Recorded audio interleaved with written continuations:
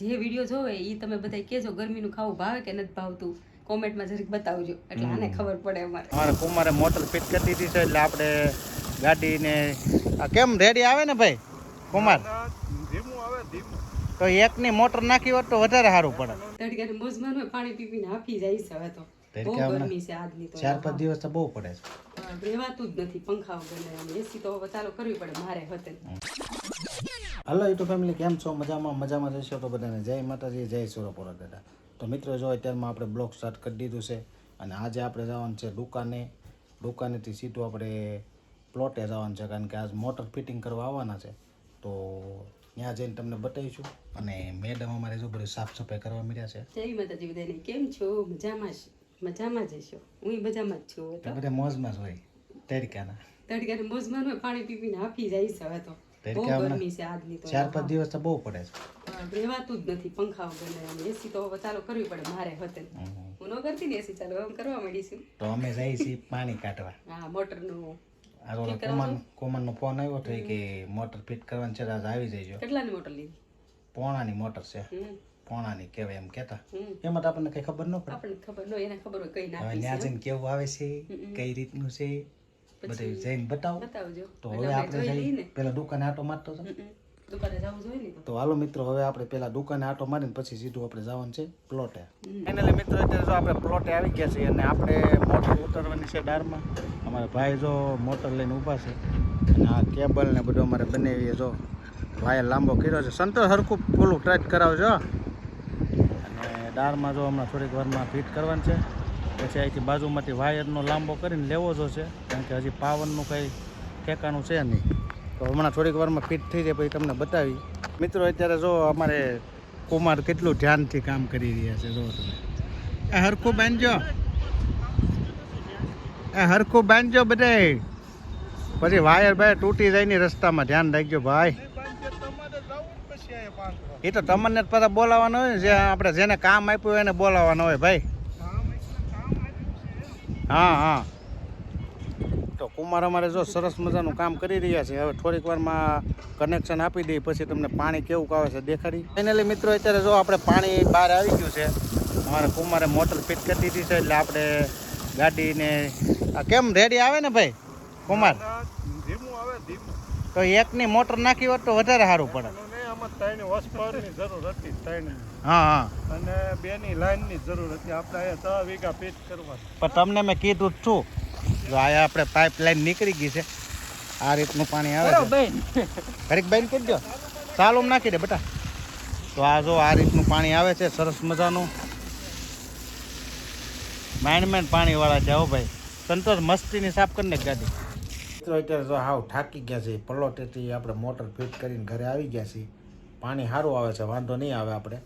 અને પોણાની મોટર આપણે નાખી છે અને સીધા આપણે ત્યાંથી જો ઘરે આવી ગયા. હાવ થાકી ગયા છે આજ કારણ કે ઓલા અમારે બનાવી હતા ને મોટર બધું બળ મારી પાસે કરાવ્યું. આજ મને થકવાડી દીધા.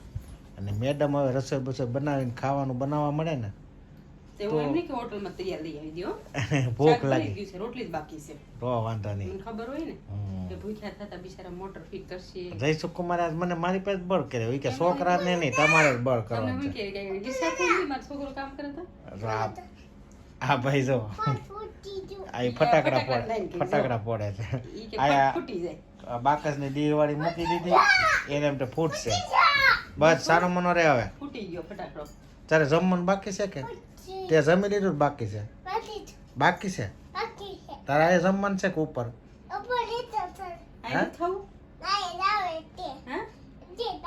નીચે ખાવું છે? ઠીક. અમુક તો પછી ખબર પડે હું બોલે છે મોકો ગાંડા છે.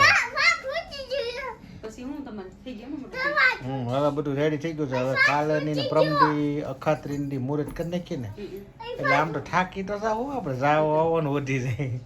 સંતોષે લાંબો થઈ જાય એમ નહીં તો તમે પાણી નાઈ ન આવે ઘરના પાણી ત્યાં પણ એમ છે અત્યારે મોડું થઈ ગયું. 7 વાગી ગયા હતા. મેં કહ્યું હવે બપોર હોત તો નાવાનું હોત. કાલે હવે આખો દી આપણે પ્લોટે જવાનું છે કારણ કે કાલે બધું જે વાયરિંગ ને બધું આડાવડું કરવાનું છે બધું પતાવી દઈ ને પછી ઓલા કડિયા બડિયા આવે તો આપણે ઉપાધિ ન રહે. પાણી હોય તો આવે જ ને.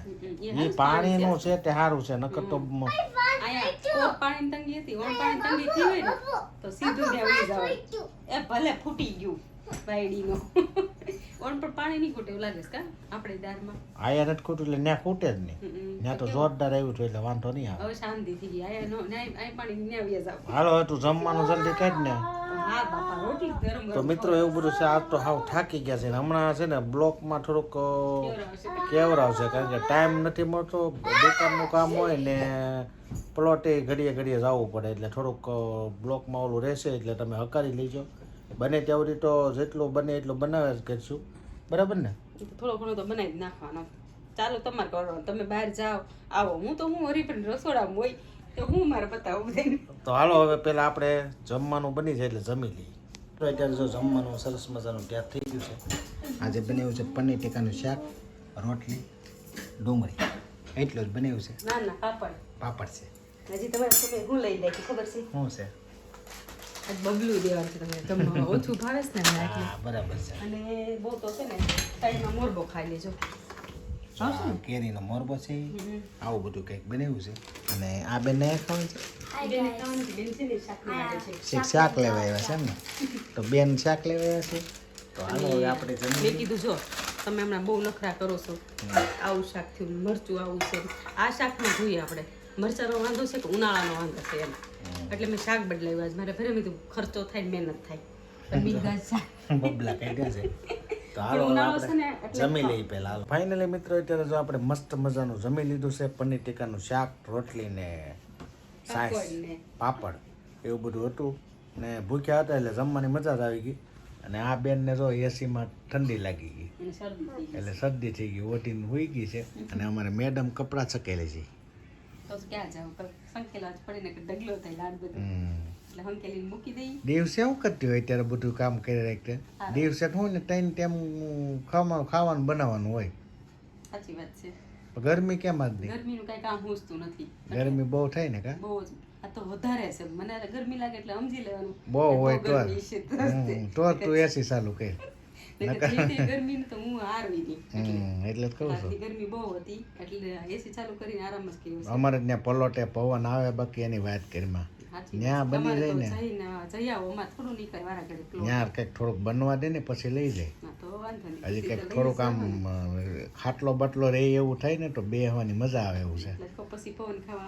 એ તારે કઈ વાડિયું છે એવું લાગે. હા મજા આવી ગઈ આપણને તો. ત્યાં થોડુંક બની જાય ને પછી ત્યાં જમવા બમવાનું કારક બનાવવા જવું. આપણે કોકની વાડીએ જતા એટલે એની કરતા આપણે ઘેર જ ન જઈ બનાવશું કઈ પ્રોગ્રામ કરીએ થોડુંક થઈ જાય ને પછી વાંધો ન આવે. અને પાણી તો ઘરનું જ છે.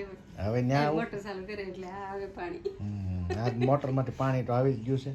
ઈ તો બીજું તો કઈ નહીં, પણ તમને જમવાનું ભાવ્યું કે નહીં આજે? જમવાનું તો આમ સારું હતું પણ મરચામાં તો વાંધો છે.